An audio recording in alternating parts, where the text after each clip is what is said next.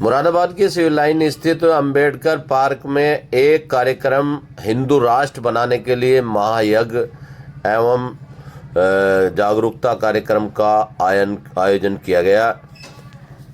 इस कार्यक्रम के लिए रीता पाल और अन्य पदाधिकारी यहां मौजूद रहे, जिन्होंने हिंदू राष्ट्र बनाने की पुरजोर वकालत की। इस मौके पर यहां चंद आदमी ही इकट्ठा हो सके, सारी कुर्सियां खाली रही। मुरादाबाद सिटी के लोगों ने इनके इस एजेंडे को बिल्कुल नकार दिया और यहां आप देख सकते हैं पूरी की पूरी कुर्सियां खाली पड़ी हुई हैं। 20-30 लोगों से ज़्यादा यहां नहीं जुट सके।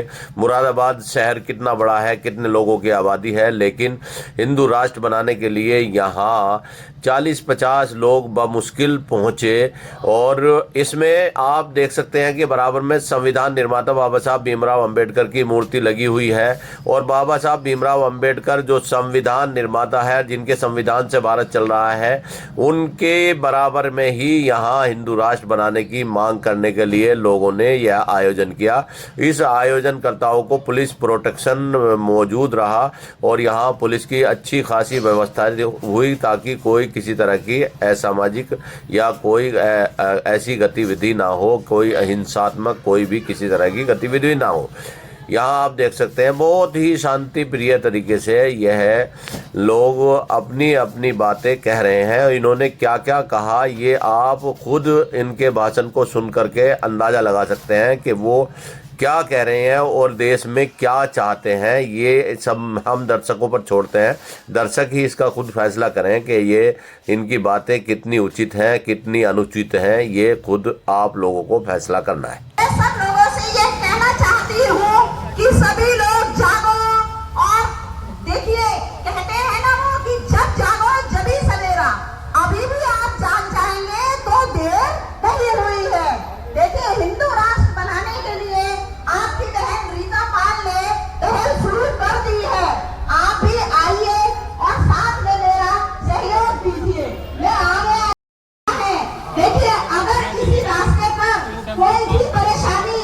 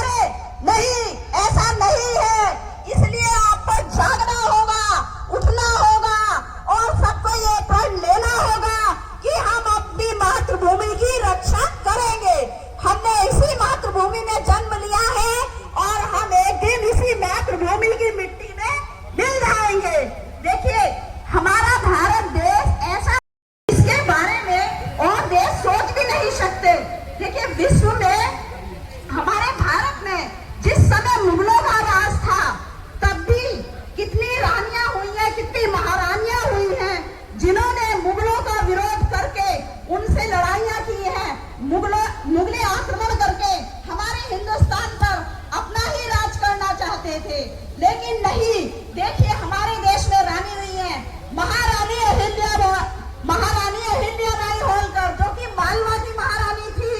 उन्होंने इतना अपना देश के लिए काम किया। जितने भी मुगलों ने भारतवर्ष में मंदिर तोड़े, कश्मीर से कन्याकुमारी तक उन्होंने मंदिरों का जीर्णोद्धार कराया, बावड़ियां बनवाई, धर्मशालाएं बनवाई और अपने हिंदू धर्म का नाम रोशन किया।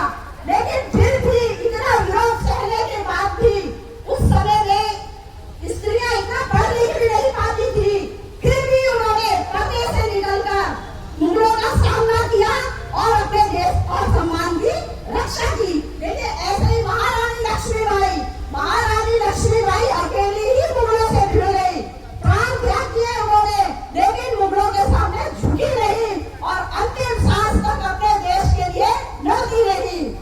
रानी दुर्गावती, रानी पद्मावती जो कि जौहर हो गई, लेकिन किसी के सामने झुकी नहीं। और देखिए सोमनाथ में जो मंदिर है महादेव का, उसके लिए भी महमूद गजनवी ने जब आक्रमण किया तो रानी शोभा उससे अकेले ही भिड़ गई और उनको यहाँ से भगा कर ही दम लिया। देखिए इसीलिए मैं सब लोगों से चाहती हूँ कि हमारे देश में मातृशक्ति जो है, मातृशक्ति एक ऐसा नाम है जिससे जगत की उत्पत्ति हुई है और मातृशक्ति एक ऐसी शक्ति है कि जिसके सामने सारी शक्तियां फीकी पड़ जाती है। मातृशक्ति अगर रण में आ जाए तो अच्छे में धूल चटा देती है, अच्छे में सबक सिखा देती है। इसीलिए मेरा आप सभी लोगों से ये कहना है कि आप किसी से भी कम नहीं है। कभी आप ये नहीं सोचे कि आप एक महिला है, आप तो महारानी है, आप महागौरी है, आप ही महालक्ष्मी है और आप ही महाकाली है। आप किसी से कम नहीं है। देखिए जैसे कि हमारे देश में समय समय पर कुछ लोग दंगा फैलाते रहते हैं। जैसे कि अभी कुछ दिन पहले ही बरेली में तौफीक रजा ने जो दंगा फैलाया, उससे मतलब कितना माहौल बिगड़ा है ये आप सभी जानते हैं। लेकिन योगी जी हमारे जो बैठे हुए हैं, उत्तर प्रदेश के मुख्यमंत्री माननीय योगी आदित्यनाथ जी, उन्होंने हमको ऐसा सबक सिखाया जो कि उनकी 7 पुश्तें भी याद रखेंगी कि सनातनियों से भिड़ने का मतलब क्या होता है। आप देखिए कुछ लोग कहते हैं कि आप मतलब 15 मिनट के लिए पुलिस हटा दो, फिर हम सबका सफाया कर देंगे। अरे आपको 15 मिनट कह रहे हो, अरे आप 10 मिनट दे दो और फिर हम मातृशक्ति दुर्गा बनकर सबका सफाया कर देंगे। अगर आप मेरी बात से सहमत हैं तो जयकारा लगाइए। भारत माता की जय, भारत माता की जय, वंदे मातरम मातरम इंकलाब जिंदाबाद। देखिए मैं सभी से यही कहना चाहती हूँ कि आज जिस तरीके का प्रोग्राम हमने रखा है, आगे भी ऐसा प्रोग्राम चलते रहेंगे, लेकिन आप लोगों का साथ और सहयोग जरूर चाहिए हमको। इसी के साथ मैं अपनी वाणी को विराम देती हूँ। जय भारत, जय श्री राम। सबने बहुत कुछ बोला, सबको पता है धर्म क्या है, हमें हिंदू राष्ट्र बनाना चाहिए, मगर एक ऐसी लड़ाई आने वाली है जिसके लिए हम सबको प्रिपेयर होना चाहिए। लाठी सीख के अपने घर की लड़कियों को किसी ना किसी तरह का शस्त्र चलाना सिखाइए, क्योंकि कल अगर अटैक होगा या कल आपके ऊपर आपके परिवार के ऊपर कोई अटैक करेगा, आप क्या करेंगे? उनको छुपा देंगे? आज यहाँ जो महिलाएं बैठी हैं, एक महिला 10-10 को लेके मर सकती है, इतनी शक्ति है हमें। उनको छुपाइए मत, उनको ऐसे राष्ट्र के कार्यक्रम में लेके आइए। अपने घर में मत रखिए अपनी मातृशक्तियों को। आज राष्ट्र की घोषणा का कार्यक्रम था, आपको सबको अपने घर की मातृशक्तियों को लेके आना चाहिए, क्यों अकेले नहीं होगा ये काम, पूरा परिवार इसमें लगेगा। इसके लिए मैं हरिकांत जी को बहुत बहुत बधाई देती हूँ। कहाँ है वो? जिस तरह वो रीटा जी की हेल्प कर रहे हैं, हरिकांत जी आपको बहुत बधाई। अगर हर परिवार आपका जैसा हो जाए तो इतना बड़ा ये मुहिम बन जाएगी जिसका हम जिसका सोच भी नहीं सकते। आपको बहुत बहुत धन्यवाद। और यहाँ सभी बैठे सुसज्जित अध्यात्मिक को मैं बहुत धन्यवाद देती हूँ। यहाँ सब हाँ, थैंक यू। क्या बोलना चाहिए मुझे? जय श्री राम। कौन बोलेगा साथ में? आप उठा के जय श्री राम, जय श्री राम, जय श्री बांग्लादेश पहले से ही है, लेकिन हिंदू राष्ट्र बनाने की जो मेरी मांग है वो इसलिए है कि पूरी तरीके से जो हमारे सनातनी हैं वो सब बिखरे हुए हैं, ताकि वो सब लोग एक जगह संगठित होकर एक आवाज में भारत माता की जय का उद्घोष कर सके।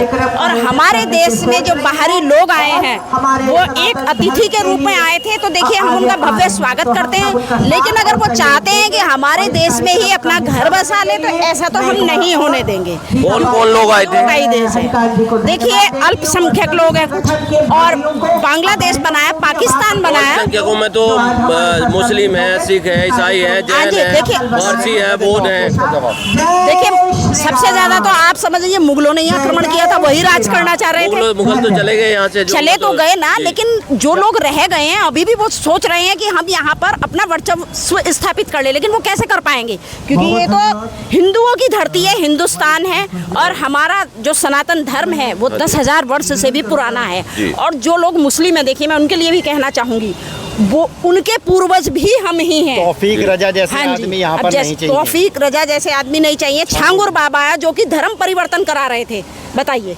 धर्म परिवर्तन करा रहे थे, लोगों को जेल में भेज तो दिया, लेकिन के अनुसार जो कर रही है, लेकिन काम तो गलत है। संविधान को आप मानते हैं? मुसलमान है, सिख है, ईसाई है, बौद्ध, पारसी, जैन, ये सबको बाहर भगा देंगे आप लोग? किसने कहा ये? आप कह रहे हैं, मैंने नहीं कहा। मैं बता रहा हूँ आपको, ये मैंने नहीं कहा, ये आपके शब्द हैं। दूसरी बात, आप ये मेरे को बताइए 1947 में देश का बंटवारा हुआ था, वो किस आधार पर हुआ था?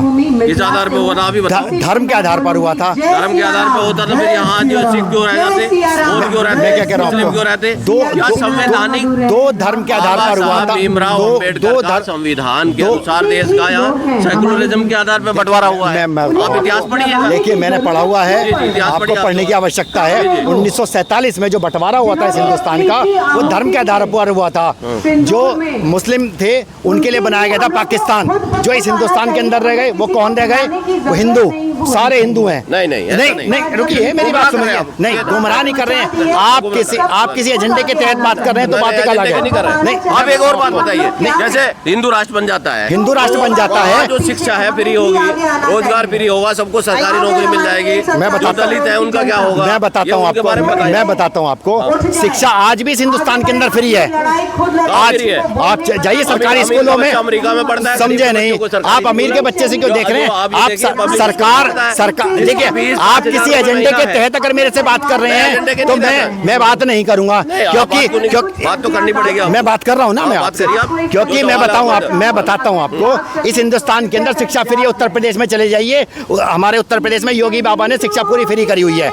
आप सरकारी स्कूल में चले जाइए। अनुसार कर रहे हैं आप कार्य है? योगी जी के अनुसार कर रहे हैं? मैं योगी जी के 110 करोड़ सनातनियों के हिसाब से काम कर रहा हूँ। 110 करोड़ लोगों सनातनियों की आवाज है।